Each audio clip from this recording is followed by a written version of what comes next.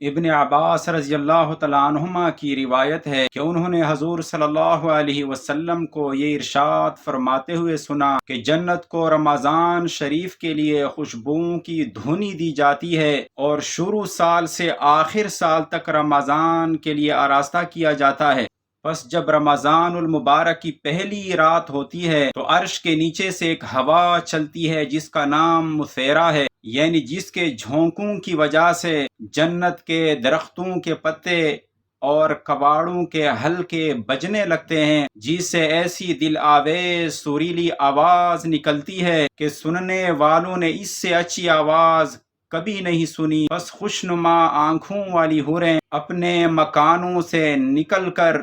جنت کے بالا خانوں کے درمیان کھڑے ہو کر آواز دیتی ہیں کہ کوئی ہے اللہ تعالیٰ کی بارگاہ میں ہم سے منگنی کرنے والا، تاکہ حق تعالیٰ شانہ اس کو ہم سے جوڑ دیں۔ پھر وہی حوریں جنت کے داروغہ رضوان سے پوچھتی ہیں کہ یہ کیسی رات ہے؟ وہ لبیک کہہ کر جواب دیتے ہیں کہ رمضان المبارک کی پہلی رات ہے۔ جنت کے دروازے محمد صلی اللہ علیہ وسلم کی امت کے لیے آج کھول دیے گئے۔ حضور صلی اللہ علیہ وسلم نے فرمایا کہ حق تعالی شانہ رضوان سے فرما دیتے ہیں کہ جنت کے دروازے کھول دے، اور مالک سے فرما دیتے ہیں یعنی جہنم کے داروغے سے کہ احمد صلی اللہ علیہ وسلم کی امت کے روزے داروں پر جہنم کے دروازے بند کر دے، اور جبریل علیہ السلام کو حکم ہوتا ہے کہ زمین پر جاؤ اور سرکش شیاطین کو قید کرو اور گلے میں توق ڈال کر دریا میں پھینک دو کہ میرے محبوب محمد صلی اللہ علیہ وسلم کی امت کے روزوں کو خراب نہ کریں۔ نبی کریم صلی اللہ علیہ وسلم نے یہ بھی ارشاد فرمایا، حق تعالی شانہ رمضان کی ہر رات میں ایک منادی کو حکم فرماتے ہیں 3 مرتبہ یہ آواز دے کہ ہے کوئی مانگنے والا جس کو میں عطا کروں، ہے کوئی توبہ کرنے والا کہ میں اس کی توبہ قبول کروں، کوئی ہے مغفرت چاہنے والا کہ میں اس کی مغفرت کروں،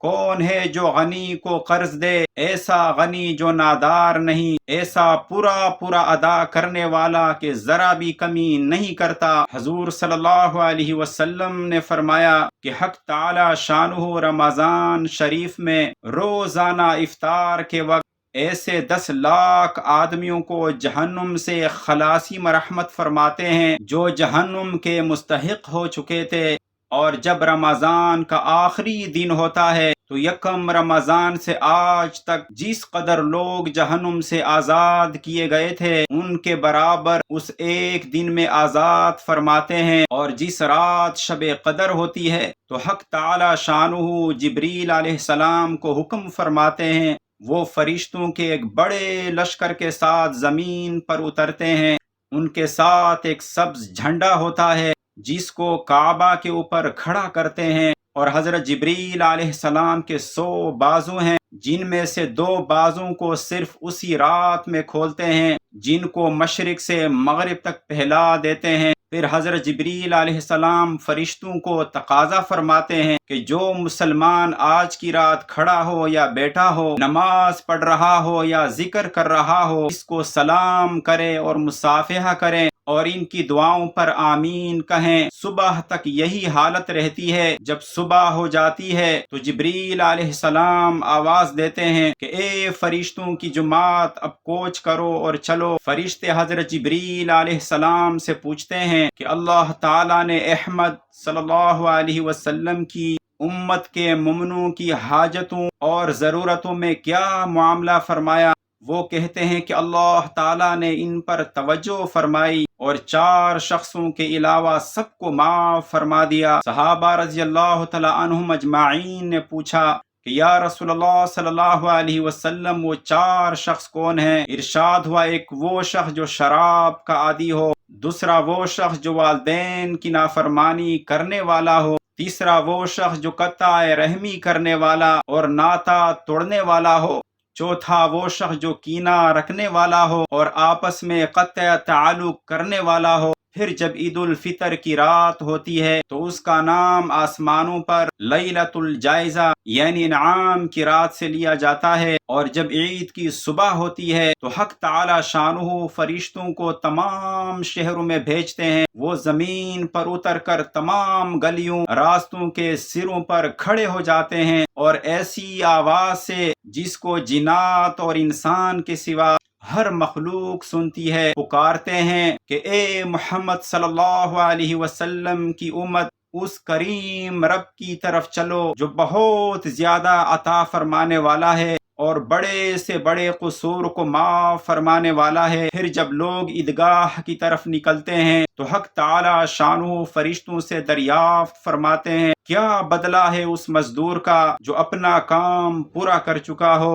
وہ عرض کرتے ہیں کہ ہمارے معبود اور ہمارے مالک، اس کا بدلہ یہی ہے کہ اس کی مزدوری پوری پوری دے دی جائے۔ تو حق تعالی شانہ ارشاد فرماتے ہیں کہ اے فرشتوں، میں تمہیں گواہ بناتا ہوں، میں نے ان کو رمضان کے روزوں اور تراویح کے بدلے میں اپنی رضا اور مغفرت عطا کر دی، اور بندوں سے خطاب فرما کر ارشاد ہوتا ہے کہ اے میرے بندو، مجھ سے مانگو، میری عزت کی قسم، میرے جلال کی قسم، آج کے دن اپنے اس اجتماع میں مجھ سے اپنی آخرت کے بارے میں جو سوال کرو گے عطا کروں گا، اور دنیا کے بارے میں جو سوال کرو گے اس میں تمہاری مصلحت پر نظر کروں گا۔ میری عزت کی قسم کہ جب تک تم میرا خیال رکھو گے میں تمہاری لغزشوں پر ستاری کرتا رہوں گا اور ان کو چھپاتا رہوں گا۔ میری عزت کی قسم، میرے جلال کی قسم،